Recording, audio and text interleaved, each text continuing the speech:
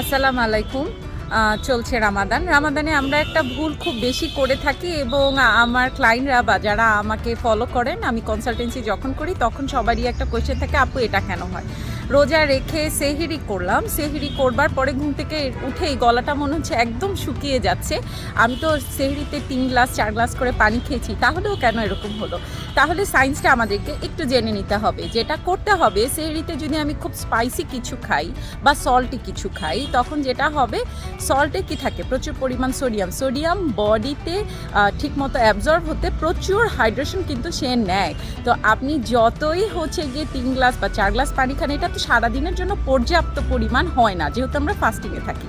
তাহলে যেটা করতে হবে, আমরা সেহরিতে সল্টি বা স্পাইসি এই ধরনের কিছুই খাবো না। অল্টারনেটিভ হিসেবে কি খাবো?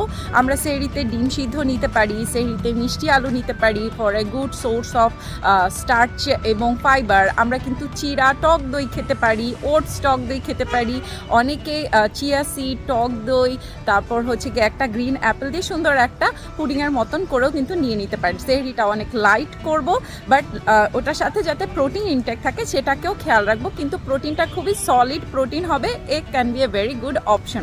যদি সেহরি এভাবে করি তাহলে ইনশাআল্লাহ পুরা রোজার সময়ই পুরোটা দিনই কিন্তু আমাদের আর থার্স্টি ফিলিংটা হবে না। সবাই সুস্থ থাকবেন, ভালো থাকবেন।